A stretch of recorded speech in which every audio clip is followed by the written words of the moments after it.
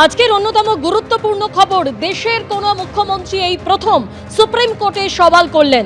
SIR মামলায় সওয়াল করলেন মুখ্যমন্ত্রী মমতা বন্দ্যোপাধ্যায়। তিনি বলেন, পশ্চিমবঙ্গ থেকে এসেছি, গোটা পরিস্থিতির ব্যাখ্যা দিতে পারি।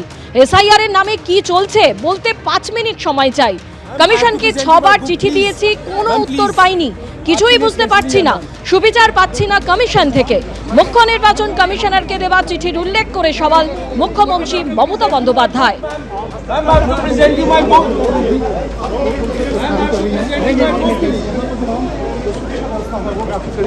मैम कुछ कहना चाहेंगी मैम?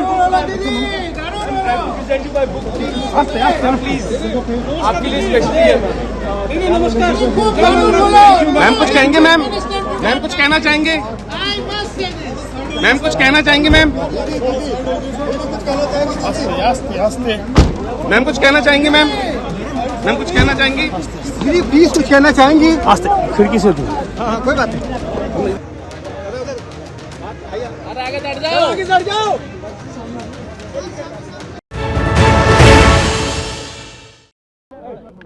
মমতা ব্যানার্জি যে পিটিশন ফাইল করেছিল, রিট পিটিশন, সেই মামলার হিয়ারিং হয়েছে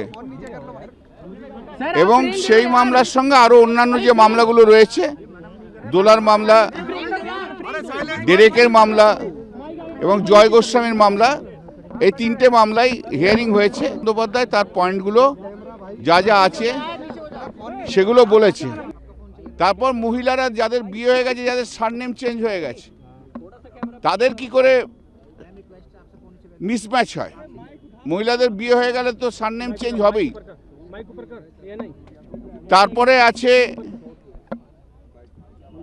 ডেথ পার্সন, 150 জন লোক মারা গেছে, সে কথাও বলেছে। স্ট্যাচুটে যে ক্ষমতা দেয়া আছে ইআরও এবং ডিআরও, সেই ক্ষমতা কেড়ে নিয়ে মাইক্রো অবজারভারদের দিয়ে তাদের ডিসিশন নিয়ে আছে, সেটাও ইলিগ্যাল।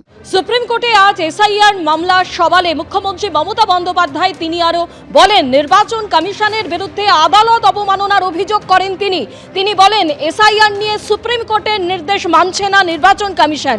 আরও তিনি বলেন, অন্য রাজ্যে ডোমিসাইল সার্টিফিকেট গ্রহণ করা হচ্ছে, কিন্তু পশ্চিমবঙ্গের ক্ষেত্রে তা নেওয়া হচ্ছে না। অসমে হচ্ছে না, শুধু পশ্চিমবঙ্গকে টার্গেট করা হচ্ছে। এসআইআর এর জন্য শতাধিক মৃত্যু, বিএলএরও মৃত্যু হয়েছে। 8300 মাইক্রো অবজারভার দিয়ে নাম ডিলিট করা হচ্ছে। হঠাৎ ভোটের আগে 24 বছর পরে কেন এসআইআর, প্রশ্ন তোলেন মুখ্যমন্ত্রী মমতা বন্দ্যোপাধ্যায়।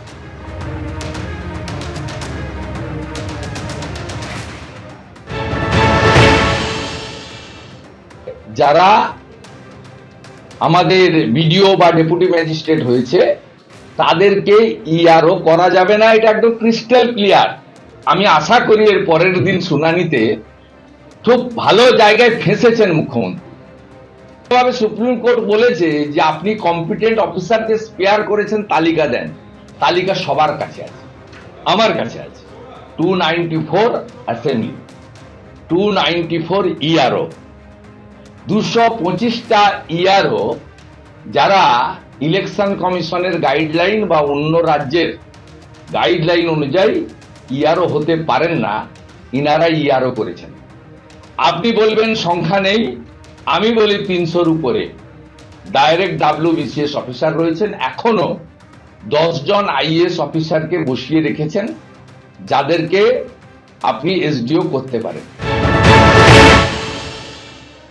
সুপ্রিম কোর্ট অনুভব করেছে যে লজিক্যাল ডিসক্রিপেন্সির নাম করে অত্যাচার হচ্ছে, নোটিশ ইস্যু হয়েছে। এই মাইক্রো অবজারভার কিভাবে অ্যাভয়েড করা যায় তার পথ খোঁজা শুরু হয়েছে এবং নির্বাচন কমিশন আজ কার্যত মমতা বন্দ্যোপাধ্যায় ঝড়ের মুখে লেজে গোবরে হয়েছে। এবং প্রধান বিচারপতি মহামান্য সুপ্রিম কোর্টের তিনি যেভাবে নির্বাচন কমিশনকেও যে পর্যবেক্ষণ এবং নির্দেশ দিয়েছেন, তা কার্যত মমতা বন্দ্যোপাধ্যায় এবং তৃণমূল কংগ্রেস বা রাজ্য সরকার যা যা অভিযোগ তুলেছেন সেগুলিতে মান্যতা দিয়েছে সুপ্রিম কোর্ট। এর আগে একবার মান্যতা দিয়েছিল, আজ স্বয়ং মমতা বন্দ্যোপাধ্যায় এইরকম নেত্রী যদি সামনে থেকে দাঁড়িয়ে লিড করেন, তাহলে তো প্রতিপক্ষ এমনিতেই প্রথমেই তারা অর্ধেক হেরে শুরু করে। মুখ্যমন্ত্রী মমতা বন্দ্যোপাধ্যায় এসআইআর এর শুনানিতে আরও আজকে সওয়াল করেন যে বিজেপি শাসিত রাজ্য থেকে মাইক্রো অবজারভারদের নিয়ে আসা হয়েছে ভোটারদের নাম ডিলিট করার জন্য। এই নিয়ে নির্বাচন কমিশনের তরফে বলা হয় যে পর্যাপ্ত সাহায্য রাজ্যের তরফে পাওয়া যায়নি, অসহযোগিতা করেছে রাজ্য, তাই বাধ্য হয়ে মাইক্রো অবজারভার নিয়োগ করা হয়েছে। পর্যাপ্ত ক্লাস 2 অফিসার না পাওয়ায় কাজ চালাতে অসুবিধা হচ্ছিল। ক্লাস 2 অফিসারের বদলে অঙ্গনওয়াড়ি কর্মীও দিয়েছিল রাজ্য, বলা হয় নির্বাচন কমিশনের তরফে।